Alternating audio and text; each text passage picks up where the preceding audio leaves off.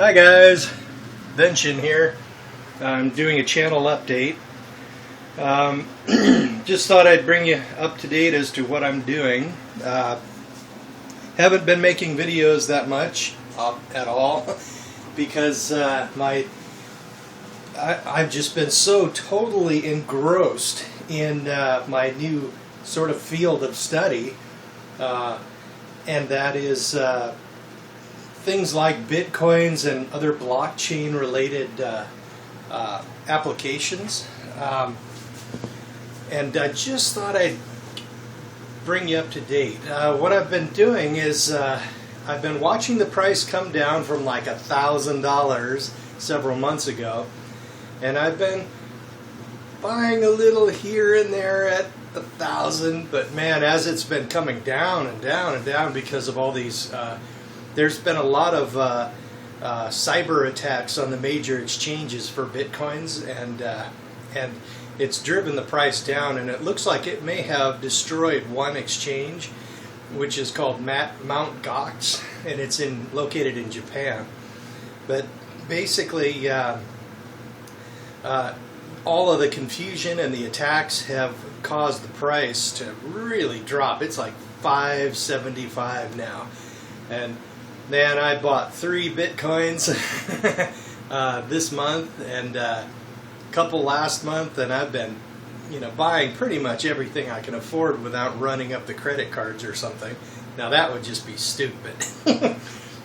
But in my studies, by the way, the Bitcoin thing, it's being adopted more and more by large companies. I think Overstock.com takes them. Tiger Direct has started taking them. Newegg, pretty much all the 7-Elevens in Mexico.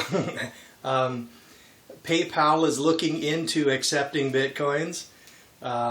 Goldman Sachs is talking about it, saying, "Oh, it's a bad idea," which means that they're buying. And basically, it looks like it's on the verge of, and a lot of payment services are starting to take them. And something like 10% of the porn in the United States through these major services is now being purchased through Bitcoins. And I actually deleted my credit cards off of Amazon, and I buy there using gift cards, which I buy with Bitcoins. And it's the easiest thing in the world. I just go to Coinbase, and it's a Coinbase, that's what it's called. It's an exchange where they sell you Bitcoins, and you link your checking account to it, and it just pulls the money out of the checking account, turns it into Bitcoins, and then I can turn around and purchase, wherever, through whatever website, and there is no chance of credit card numbers being stolen or anything like that. Bitcoins are a lot more secure. But what I will but anyway, it looks like it's going to be going pretty crazy in adoption, and it's like we're right on the edge, man. So I'm frantically buying everything I can, dude. I'm putting in, probably about $1,500 a month into it. Just because I am so impressed with the technology. But Bitcoins are nothing compared to another network which is coming up. It's in alpha right now. There's clients you can download and play around with, but This is this system is called the Ethereum network. Now, what it will be able to do, it'll be like a internet within the internet, and it'll be so encrypted it'll be ridiculous, just like Bitcoins, only more so. And you'll be able to create contracts and create businesses, create something like corporations. You could be like a business that does peripheral repair or network repair on webs on like store cash registers or company networks or whatever, and you could then have employees all over the country, and the whole thing could be located within the blockchain of Ethereum, which means it's opaque to a lot of the regulators and people who generally have their hands out for money. And you can assemble contracts, and you could even make a marriage contract if you're crazy enough, and it would automatically execute, and it would be outside of the legal system, the way what we know it as. And it looks very much like it could be a game changer. You could end up like 3 years from now, the whole country could look significantly different than it does now. And it will be more efficient. It'll be a more efficient way of running various businesses and having contracts and agreements, and it'll be more efficient than the actual current legal system because it'll all execute automatically. It's going to be really intense. And you'll even be able to do things like have some encrypted storage on your PC, and then you could like rent out that amount of space to the network, and then you could actually earn a little money doing that. The thing is, the Ethereum system is an operating system similar to Android in a way. People will be able to make applications and create them within the blockchain of Ethereum, but these things will not be 100% resident in Ethereum. They could actually live partly in Ethereum and partly in other places, like other encrypted storage containers on the Ethereum network. Or so it's not like we'd have a lot of blockchain bloat or anything like that. But it looks very much like it'll be a game changer. You'll be able to create companies which exist everywhere and nowhere. Everywhere. It could be in like Bolivia. You could have an employee there, and you could have employees in Wisconsin. It's pretty darn impressive. So all I'm just saying is that you might want to keep an ear open, even if you're against cryptocurrencies, like Bitcoin. You might want to keep an ear open about news for Ethereum and similar strategies, because it looks like it'll be a way to remove a lot of our business activities and our personal activities from the control of government. And if that's the case, it looks, for example, take illegal downloads of movies and music, right? The feds and the big, huge businesses have all been totally against that, and they've been attacking it and trying to shut it down, and they just cannot shut it down. But the reason is because it doesn't have a central server, right? Now look at Napster. Remember Napster?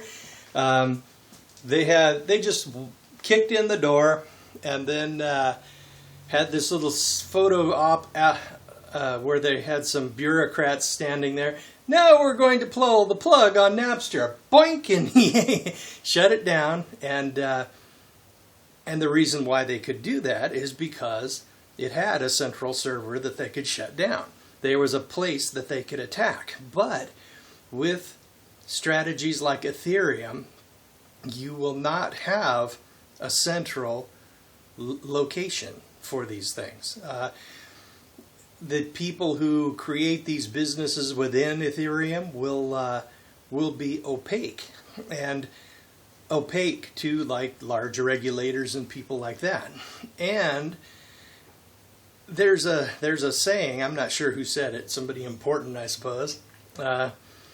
If you basically, when government has transparency and the citizenry have privacy, then you have freedom, right?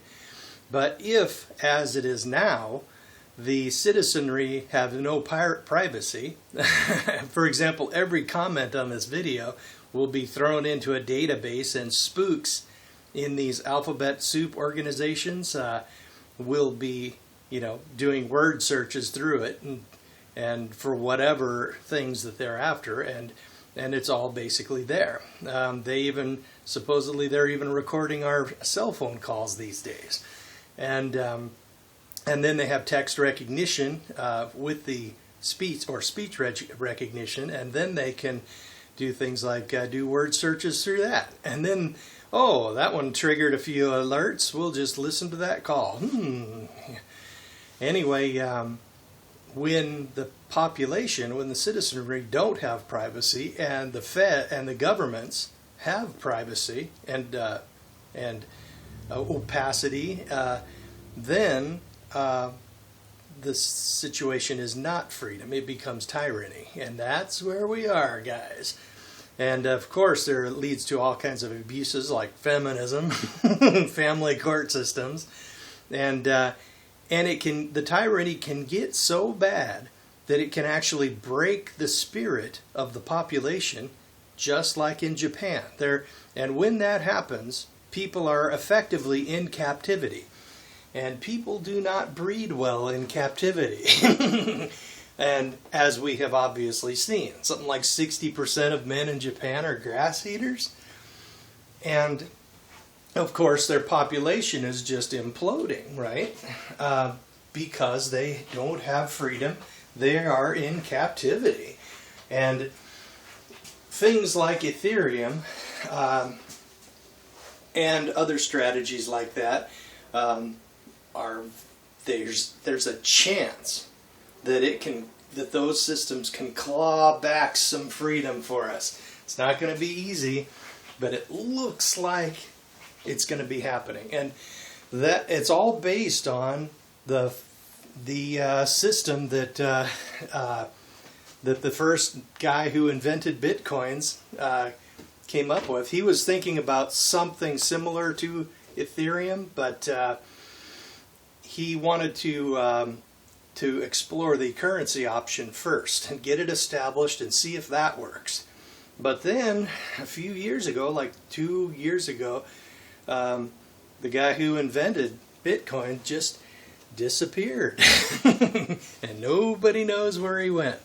So anyway, we'll just keep building on his work, and I'm so excited about this that I am strongly considering studying up the programming language of Ethereum and possibly writing an app or two of my own. And that, taught myself assembly language about 30 years ago. Maybe I can do this too. So that's where I am right now. That's a huge passion for me, and I'm putting in like every single penny I have extra without going into debt, and it looks like it's gonna be big. Just like any stock or any financial system, the first mover advantage is huge, right? There are some cryptocurrencies which are technically in most ways better than Bitcoin, But the thing is, Bitcoin is much more established. It has more websites and more businesses that accept them, and they have more applications that are designed for it. For example, there are wallet programs that go into the cell phone, and there's just tons of things. Well, anyway, but some of the other newer coins have a few of those, but nothing can match Bitcoin at this point for adoption. And then, of course, when there's a little disaster like all these cyber attacks, Bitcoin dropped, and Bitcoin caught a cold, I guess you could say. And when that occurs, all the other alt currencies, all the Me Too coins, they develop pneumonia. So, I think even though Bitcoin is expensive, sort of, when you look at it one way, I think it's like $5.75 a coin right now. I think that it is probably the best idea, if you're going to go into this arena, to basically stick with the big one, which is Bitcoins. So, okay, well, that's what I'm up to. Not much going on in the yard because it's still winter time, but spring is coming. I'll paint that deck again and get my gardens going. See you around later. One thing I sort of forgot to mention. One of the ways government controls the population generally by a couple of different ways. One of them is, of course, direct threats and direct oppression and jail and fines and stuff like that. That's one way of cowing a population. And the other way of controlling a population is to tax them heavily, of course. And one of the greatest, most powerful methods of taxing heavily is to create a currency which can be inflated. Of course, they roll out the currency as a rock-solid thing, such as precious metals, and then they change it, and it becomes a precious metal certificate, like a gold certificate. Then they inflate that, and then eventually they decouple it from whatever it was that used to back the currency. And then they say it's backed by the power of the blah blah blah, or by the work of the people, yeah. And then they are free to print and create just unlimited amounts of money, right? And then, of course, they give that to the people that maintain their hold on power. For example, the military and the police and the lawyers and the big educational institutions and big businesses and all that. All of these organizations gain that money first, right? And then of course, every dollar they create robs all the other dollars in existence. And basically, it's just a way of stealing about 10% of your however much money you have every single year. It's one of the reasons why Americans have such a low savings rate, and it's because the money is just stolen. That's just a way for people to lose money. I mean, they give you a small pittance if you put money in a savings account. And they call that pittance income, but actually you lose about 10 or 12% a year in spending power because of price increases, and that is basically a tax. It's like they snuck into your bank and took 10%, kind of like Cyprus. And you know what happened in Cyprus. The government said, we don't have enough money, and we see that you have money in your bank account, right, and your retirement funds and all that. We're just going to take that money, right? We like it better when we have the money and you don't.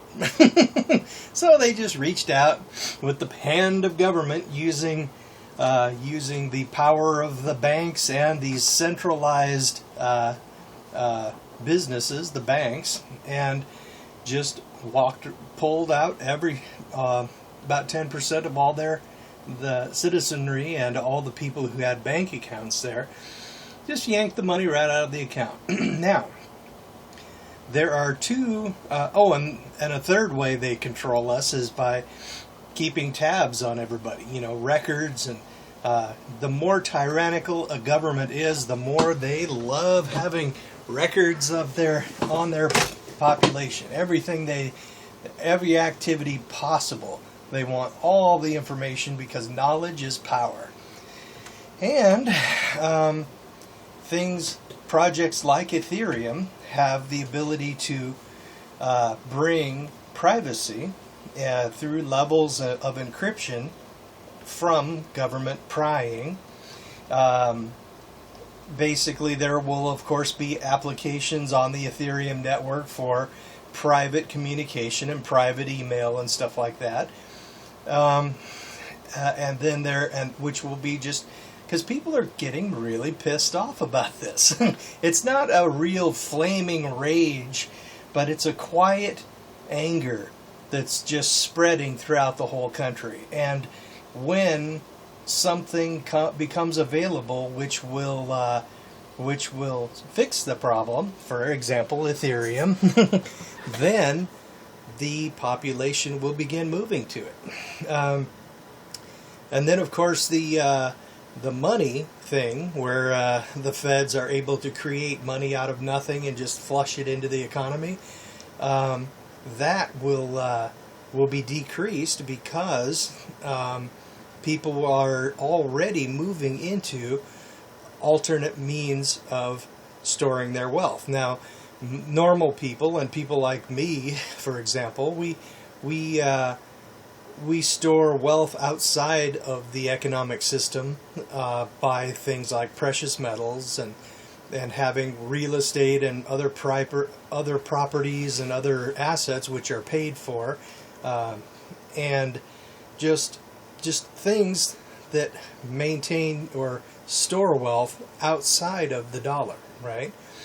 Things that when the dollar is inflated, right, the value of the object or the asset will have a chance at maintaining some kind of parity even though the inflation occurs, right? Well, Bitcoins and other cryptocurrencies will have that ability.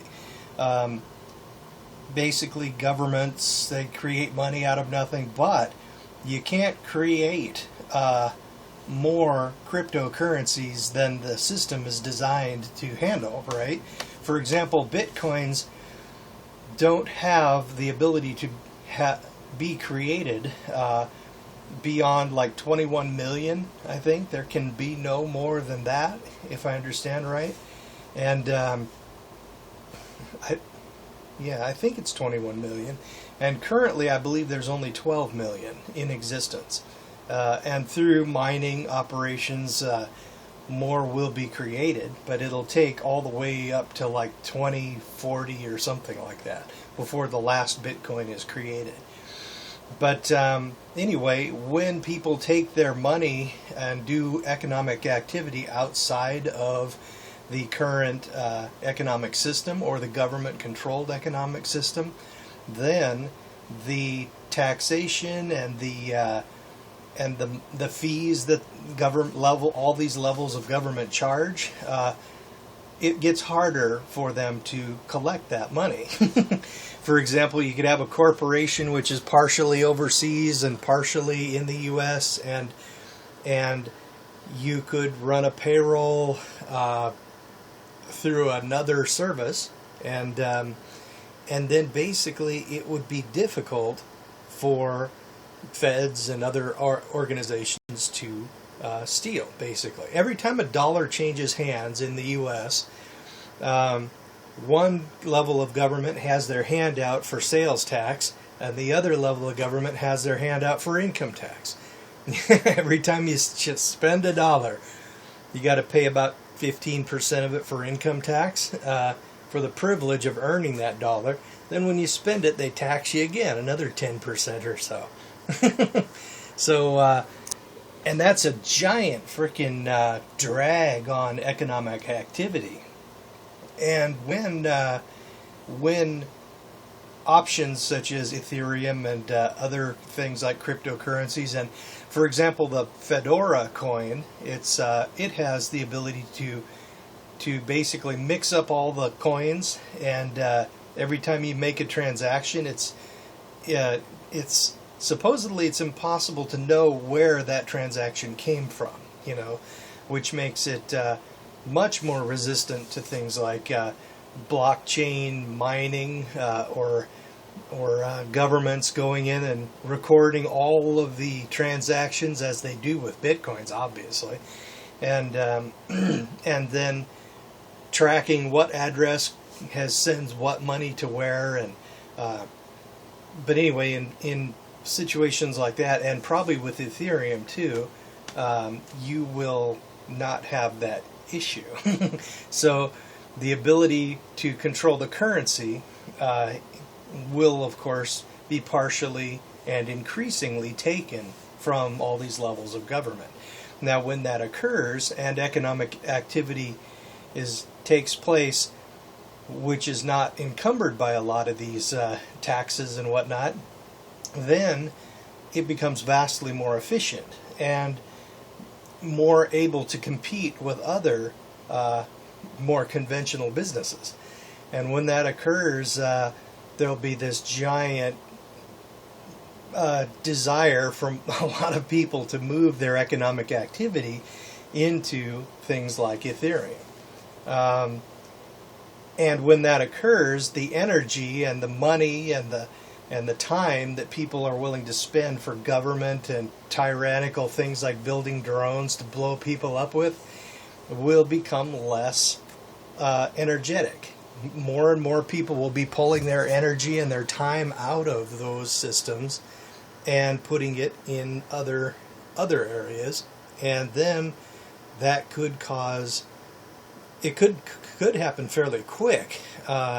It could cause several levels of government, which are basically just big drag factors on the economy, to just implode. And then a lot of their functionality will probably be taken up by levels of Ethereum, similar to feature walls in programs and websites where people donate a certain amount of money to get something done, and then people would be doing that to get a certain pothole in the street fixed.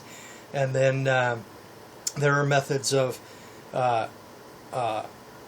doing escrow and setting it up so that when somebody bids on it, says, "Yeah, I'll take that job," and then a guy with a business will go over there, fix the pothole, and then the escrow person he'll sign off on the transaction. Yep, did a good job, and then basically the money is then transferred. Right? It's this whole big thing. But anyway, a lot of what government does can be replaced, appears to be able to be replaced by systems such as Ethereum. So that's what I mainly wanted to say. So government will lose a lot of control, and even if one country here or there manages to shut down Ethereum or somehow drive it underground, it will exist more strongly in other countries, and then those other countries will become more wealthy because of all the innovation, all the economic activity, and